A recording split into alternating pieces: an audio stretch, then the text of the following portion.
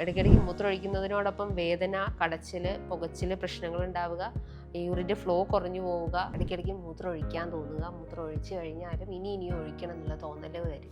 Minimum ഒരു 3 ലിറ്ററെങ്കിലും water intake maintain ചെയ്യുക. Conditions നോക്കിയിട്ട് അതിനനുസരിച്ചിട്ടുള്ള വാട്ടർ ഇൻടേക്ക് നിങ്ങൾ ഡോക്ടറുടെ അണ്ടറിൽ മാത്രം ഫോളോ ചെയ്യാൻ ശ്രമിക്കുക. അൺനെസസറി ആയിട്ട് ഡയോറിറ്റിക് മെഡിസിൻസ് കാര്യങ്ങൾ എടുക്കുന്നുണ്ടെങ്കിൽ അവോയ്ഡ് ചെയ്ത് കൊണ്ടുപോകാൻ ശ്രമിക്കുക. അതിനോടൊപ്പം തന്നെ സ്ത്രീകൾക്കൊക്കെ ആണെങ്കിൽ യൂറിനറി ട്രാക്ട് ഇൻഫെക്ഷൻസ് ഉണ്ടെങ്കിൽ മൂത്രനാളിയിൽ ബാക്ടീരിയൽ ഓവർഗ്രോത്ത് കാരണം ഇടയ്ക്കിടയ്ക്ക് മൂത്രമൊഴിക്കാനുള്ള തോന്നലുകൾ ഉണ്ടാവാൻ ചാൻസസുകളുണ്ട്. ബാക്ക് പെയിൻ ഇഷ്യൂസ് ഒക്കെ ഉണ്ടെങ്കിൽ അത് ഡയറക്റ്റ്ലി ഈ പറഞ്ഞിട്ടുള്ള യൂറിനറി ഇൻകോണ്ടിനൻസ് ഉണ്ടാവാം. സ്മോക്കിംഗ്, ആൽക്കഹോൾ സ്ഥിരമായിട്ട് എടുക്കുന്ന ആളുകൾക്കും ഈ പറഞ്ഞിട്ടുള്ള ഇൻകോണ്ടിനൻസ് ഉണ്ടാവാം.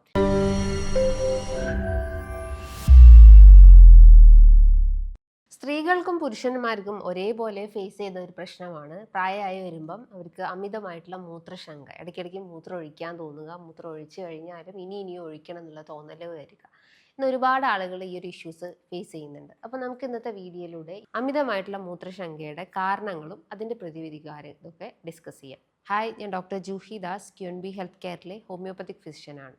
യൂറിനറി ഇൻകോണ്ടിനൻസ് വളരെ കോമൺ ആണ്. ഇപ്പം സ്ത്രീകൾക്കൊക്കെ ആണെങ്കിൽ പീരീഡ്സ് നിൽക്കാറാവുമ്പം ഈ ഒരു ഇൻകോണ്ടിനൻസ് ഫീൽ ചെയ്യാവുന്നതാണ്. യൂറിനറി ഇൻകോണ്ടിനൻസ് എന്ന് പറയുമ്പം അർജ് ഇൻകോണ്ടിനൻസും ഉണ്ട്, സ്ട്രെസ് ഇൻകോണ്ടിനൻസും ഉണ്ട്. അതായത് ബ്ലാഡറിൻ്റെ കപ്പാസിറ്റി റെഡ്യൂസ്ഡ് ആവുന്ന ഒരു സ്റ്റേജാണ് യൂറിനറി ഇൻകോണ്ടിനൻസ് എന്ന് പറയുന്നത്. ബ്ലാഡർ എന്ന് പറയുമ്പം യൂറിനറി ബ്ലാഡർ എന്ന് പറയുമ്പോൾ യൂറിൻ ഹോൾഡ് ചെയ്ത് നിർത്തുന്നതാണ്. നമുക്കൊരു ബ്രെയിനിൽ സിഗ്നൽ കിട്ടുമ്പോൾ അത് നമുക്ക് യൂറിനേറ്റ് ചെയ്യാനുള്ള ഒരു ഇൻഡക്ഷൻ വരുമ്പോഴാണ് നമ്മൾ യൂറിൻ പാസ് ചെയ്യുന്നത്. പക്ഷേ ഈ ഒരു കണ്ടീഷൻസിൽ യൂറിൻ ബ്ലാഡറിൻ്റെ കപ്പാസിറ്റി നഷ്ടപ്പെട്ടു പോകുന്നു, അതിലേക്കുള്ള നെർവ് സപ്ലൈ അല്ലെങ്കിൽ നാഡികളുടെ പ്രവർത്തനം കുറഞ്ഞു പോകുമ്പോൾ, തകരാറിലാകുമ്പോഴാണ് അതിൻ്റെ ആ ഒരു ഫങ്ഷനിങ് ഡാമേജ് ആവുകയും ബുദ്ധിമുട്ടുകൾ ഉണ്ടാക്കുന്നത്. ഈ ഒരു ഇൻകോണ്ടിനൻസിൻ്റെ പ്രധാനപ്പെട്ട ഒരു റീസൺ എന്ന് പറയുന്നത് ഈ പറഞ്ഞിട്ടുള്ള ബ്ലാഡർ കപ്പാസിറ്റി നഷ്ടപ്പെടുന്നു. അത് വരാനുള്ള റീസൺസ് എന്ന് പറയുന്നത് നിങ്ങൾക്ക് സ്ഥിരമായിട്ട് ഡയബറ്റിസ് ഉണ്ടെങ്കിൽ, അൺകൺട്രോൾഡ് ആയിട്ടുള്ള ഡയബറ്റിസ് ആണെങ്കിൽ അത് ഇതിലേക്ക് ലീഡ് ചെയ്യും. സ്ട്രോക്കിൻ്റെ ബുദ്ധിമുട്ടുകളുണ്ടെങ്കിൽ, അത് പാരലിസിസ് സ്റ്റേജ് ആയതുകൊണ്ട് തന്നെ നെർവ്സ് ഡാമേജ് ആയി ഹാഫ് അല്ലെങ്കിൽ ഹെമി പാരാപ്ലേജിയ പ്രശ്നങ്ങളൊക്കെ ഉണ്ടെങ്കിൽ, വൺ സൈഡ് അല്ലെങ്കിൽ ബോത്ത് സൈഡ് അഫക്റ്റഡ് ആയിട്ടുള്ള കേസസുകളിൽ ഈ പറഞ്ഞിട്ടുള്ള നാഡികളുടെ പ്രവർത്തനം തകരാറിലായിട്ട് അത് യൂറിനറി ഇൻകോണ്ടിനൻസ് ഉണ്ടാക്കാം. ദെൻ നിങ്ങൾക്ക് എന്തെങ്കിലും ഡെഫിഷ്യൻസീസ് ഒക്കെ വരുമ്പം ലൈക്ക് അത് നെർവ്സിനെ ഡാമേജ് ആക്കുന്ന രീതിയിലുള്ള deficiencies, vitamin D, vitamin B കോംപ്ലക്സിൻ്റെ ഒക്കെ ഡെഫിഷ്യൻസീസ് വരുമ്പോഴും ഇൻകോണ്ടിനൻസ് ക്രിയേറ്റ് ചെയ്യാവുന്നതാണ്. അതിനോടൊപ്പം തന്നെ സ്ത്രീകൾക്കൊക്കെ ആണെങ്കിൽ യൂറിനറി ട്രാക്ട് ഇൻഫെക്ഷൻസ് ഉണ്ടെങ്കിൽ മൂത്രനാളിയിൽ ബാക്ടീരിയൽ ഓവർഗ്രോത്ത് കാരണം ഇടയ്ക്കിടയ്ക്ക് മൂത്രമൊഴിക്കാനുള്ള തോന്നലുകൾ ഉണ്ടാവാൻ ചാൻസസുകളുണ്ട്. അതോടൊപ്പം തന്നെ പുരുഷന്മാരിലൊക്കെ ആണെങ്കിൽ ഗ്രന്ഥി വീക്കം, പ്രോസ്റ്റേറ്റ് ഗ്രന്ഥിൻ്റെ വീക്കം ഉണ്ടെങ്കിൽ അതിൻ്റെ ഭാഗമായിട്ട് ഇടയ്ക്കിടയ്ക്ക് മൂത്രമൊഴിക്കാൻ തോന്നും. ദെൻ വൃക്ക സംബന്ധമായിട്ടുള്ള മറ്റെന്തെങ്കിലും പ്രശ്നങ്ങളൊക്കെ ഉണ്ടെങ്കിൽ, ലൈക്ക് വൃക്കയിൽ കല്ലുകളോ അല്ലെങ്കിൽ സിസ്റ്റോ അല്ലെങ്കിൽ നീർക്കെട്ടോ പൈലോനെഫ്രൈറ്റിസ് പോലത്തെ കണ്ടീഷൻസ് ഒക്കെ ഉണ്ടെങ്കിൽ അതിൻ്റെ ഭാഗമായിട്ടും ഈ പറഞ്ഞിട്ടുള്ള യൂറിനറി ഇൻകോണ്ടിനൻസ് ക്രിയേറ്റ് ചെയ്യാവുന്നതാണ്. ക്രിയാറ്റിനിൻ വേരിയേഷൻസ്, കിഡ്നി ഫെയിലിയർ പ്രശ്നങ്ങളൊക്കെ ഉണ്ടെങ്കിലും ഈ പറഞ്ഞിട്ടുള്ള യൂറിനറി ഇൻകോണ്ടിനൻസ് അല്ലെങ്കിൽ അമിതമായിട്ടുള്ള മൂത്രശങ്ക പ്രശ്നങ്ങൾ കാണിക്കാവുന്നതാണ്. കുട്ടികൾക്കൊക്കെ ആണെങ്കിൽ നൊക്ടേണൽ എന്യൂറിസിസ്, രാത്രി കാലങ്ങളിൽ മൂത്രം ബ്ലാഡർ കപ്പാസിറ്റി അത്ര ഡെവലപ്പ് ആവാത്തത് കൊണ്ട് തന്നെ ഇൻകോണ്ടിനൻസ് ക്രിയേറ്റ് ചെയ്യാം. പക്ഷേ ഏജ്ഡ് ആയിട്ടുള്ള ആളുകൾക്ക് അല്ലെങ്കിൽ കുറച്ചുകൂടി ചെറിയ കുട്ടികളിൽ നിന്നും കുറച്ചുകൂടി ഡെവലപ്ഡ് ആയിട്ടുള്ള കുട്ടികൾക്കൊക്കെ ആയാലും അവിടെ യൂറിനറി ബ്ലാഡർ കപ്പാസിറ്റി നഷ്ടപ്പെട്ടു പോകുന്ന ഒരു അവസ്ഥകളുണ്ടാവാം. ആ ബ്ലാഡർ കപ്പാസിറ്റി നഷ്ടപ്പെടുക എന്ന് പറയുമ്പോൾ അതിലേക്ക് നാഡികളെ തകരാറുകളാക്കുമ്പോഴാണ്. ലൈക്ക് നിങ്ങൾക്ക് ഇപ്പോൾ ഡിസ്ക് റിലേറ്റ് ചെയ്തിട്ടുള്ള പ്രശ്നങ്ങളുണ്ടെങ്കിൽ, ഡിസ്ക് ബൾജിൻ്റെ പ്രശ്നങ്ങളുണ്ടെങ്കിൽ അത് ഡയറക്റ്റ് നെർവ് കംപ്രഷൻ ക്രിയേറ്റ് ചെയ്തിട്ട് ഇൻകോണ്ടിനൻസ് ഉണ്ടാക്കാം. അതേപോലെ തന്നെ നിങ്ങൾക്കിപ്പം ലൈക്ക് എന്തെങ്കിലും ബാക്ക് പെയിൻ ഇഷ്യൂസ് ഒക്കെ ഉണ്ടെങ്കിൽ അത് ഡയറക്റ്റ്ലി ഈ പറഞ്ഞിട്ടുള്ള യൂറിനറി ഇൻകോണ്ടിനൻസ് ഉണ്ടാവാം. ദെൻ നിങ്ങൾക്ക് പാർക്കിൻസൺസ് പോലത്തെ എന്തെങ്കിലും ന്യൂറോളജിക്കൽ ഡിസോർഡേഴ്സ് ഒക്കെ ഉണ്ടെങ്കിൽ, മസിൽ വീക്ക്നെസ് പ്രശ്നങ്ങളുണ്ടെങ്കിൽ ഡയറക്റ്റ്ലി അത് ഇൻകോണ്ടിനൻസ് ക്രിയേറ്റ് ചെയ്യാവുന്നതാണ്. അതേപോലെ തന്നെ നമുക്ക് ചിലപ്പം ഒരു ആങ്സൈറ്റി വരുമ്പോൾ അല്ലെങ്കിൽ ഒരു ടെൻഷൻ വരുമ്പോൾ ഒക്കെ ഒരു ഇൻകോണ്ടിനൻസ് ക്രിയേറ്റ് ചെയ്യാവുന്നതാണ്.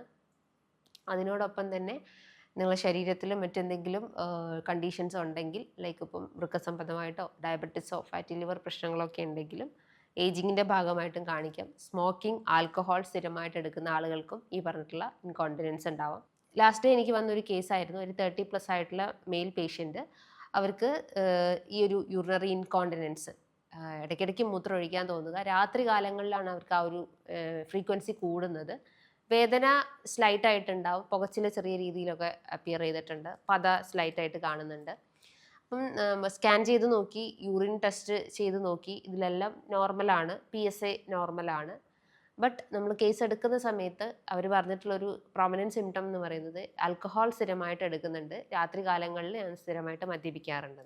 അപ്പോൾ നമുക്ക് അവിടെ നോട്ടീസ് ചെയ്ത് പറയേണ്ട ഒരു കാര്യം എന്ന് പറഞ്ഞാൽ, സ്ഥിരമായിട്ട് മദ്യപിക്കുന്ന ആളുകൾക്കും സ്ഥിരമായിട്ട് പുക വലിക്കുന്ന ആളുകൾക്കായാലും ഈ ഒരു ഇൻകോണ്ടിനൻസ് ക്രിയേറ്റ് ചെയ്യാനുള്ള ചാൻസസുകൾ കൂടുതലാണ്.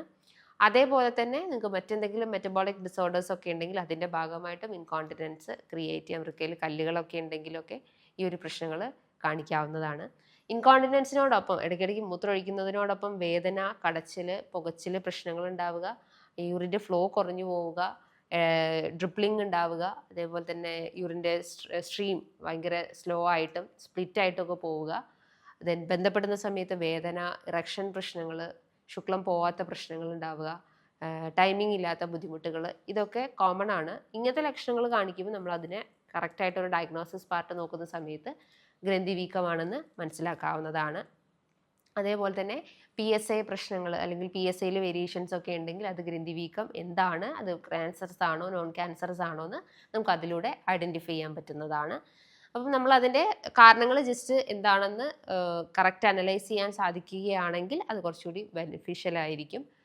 ഇപ്പം ഈ പറഞ്ഞ പോലെ തന്നെ ലൈക്ക് ആൽക്കഹോൾ അഡിക്ഷൻസ് ഉള്ള ആളുകൾക്ക് അത് കുറച്ച് കഴിഞ്ഞാൽ ആ ഒരു ഇഷ്യൂസ് റെഡ്യൂസ് ചെയ്ത് കൊണ്ടുവരാം. ഷുഗർ രോഗികളാണെങ്കിൽ അവർ ഷുഗർ കറക്റ്റ് മെയിൻറ്റെയിൻ ചെയ്ത് പോയി കഴിഞ്ഞാൽ വേറെ ഇഷ്യൂസ് ഒന്നും ഇല്ലെങ്കിൽ നമുക്ക് ആ ഒരു യൂറിനറി ഇൻകോണ്ടിനൻസ് റെഡ്യൂസ് ചെയ്ത് കൊണ്ടുവരാൻ സഹായിക്കുന്നതാണ്. അപ്പോൾ ഇവിടെ നമ്മൾ നോട്ടീസ് ചെയ്യേണ്ട അല്ലെങ്കിൽ ശ്രദ്ധിക്കേണ്ട കാര്യങ്ങൾ എന്ന് പറയുമ്പം കാരണങ്ങൾ കണ്ടെത്തുക. സെക്കൻഡ് തിങ്, നിങ്ങൾക്ക് ഈ മൂത്രം ഒഴിക്കാൻ തോന്നിക്കഴിഞ്ഞാൽ പിടിച്ചു നിർത്തരുത്, അത് ഒഴിക്കാൻ തന്നെ ആ ഒരു ഇത് തന്നെ ഫ്ലോ റിലീസ് ചെയ്യാൻ ശ്രമിക്കുക. ഇപ്പം ഈ ജോലി ചെയ്യുന്ന ആളുകളൊക്കെ ആണെങ്കിൽ കുറച്ച് കഴിഞ്ഞ് പോവാം എന്നുള്ളൊരു തോട്ട് വെച്ചിട്ട് നമ്മൾ കുറേ നേരം പിടിച്ചു നിർത്തി യൂറിൻ പാസ് ചെയ്യും. ഇത് സ്ഥിരമായിട്ട് ഫോളോ ചെയ്ത് കഴിഞ്ഞാൽ യൂറിനറി ബ്ലാഡറിൽ ഇൻഫെക്ഷൻ വരും, ചിലപ്പോൾ അത് കല്ലുകളായിട്ട് രൂപപ്പെടും, മൂത്രം പോകാനുള്ള തടസ്സങ്ങൾ കുറച്ചുകൂടി ഏറാനുള്ള സാധ്യതകളുണ്ട്. അപ്പം ഹോൾഡ് ചെയ്ത് നിർത്തരുത്, അതിനെ റിലീസ് ചെയ്യുക. അതേപോലെ തന്നെ ശരീരം അത്യാവശ്യം ഇമ്മ്യൂണിറ്റി ബൂസ്റ്റപ്പ് ചെയ്യുന്ന ആഹാരങ്ങൾ കഴിക്കുക. മദ്യപാനം, ആൽക്കഹോൾ കാര്യങ്ങളൊക്കെ കംപ്ലീറ്റ് ആയിട്ടും റെഡ്യൂസ് ചെയ്യുക. സ്മോക്കിംഗ് കംപ്ലീറ്റ് ആയിട്ടും അവോയ്ഡ് ചെയ്യാൻ ശ്രമിക്കുക. അതേപോലെ പെൽവിക് ഫ്ലോർ മസിൽസിൻ്റെ എക്സസൈസുകൾ ചെയ്യുക, ലൈക്ക് കീഗൽ എക്സസൈസുകൾ കാര്യങ്ങൾ ചെയ്യുക.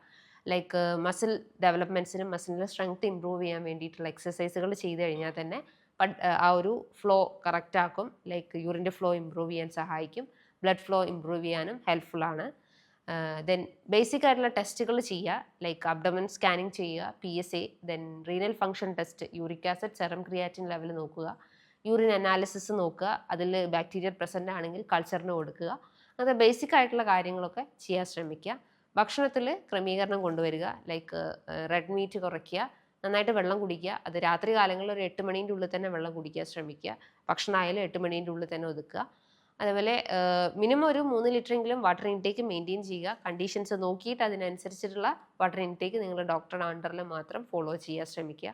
അൺനെസസറി ആയിട്ട് ഡയോറിറ്റിക് മെഡിസിൻസ് കാര്യങ്ങൾ എടുക്കുന്നുണ്ടെങ്കിൽ അവോയ്ഡ് ചെയ്ത് കൊണ്ടുപോകാൻ ശ്രമിക്കുക.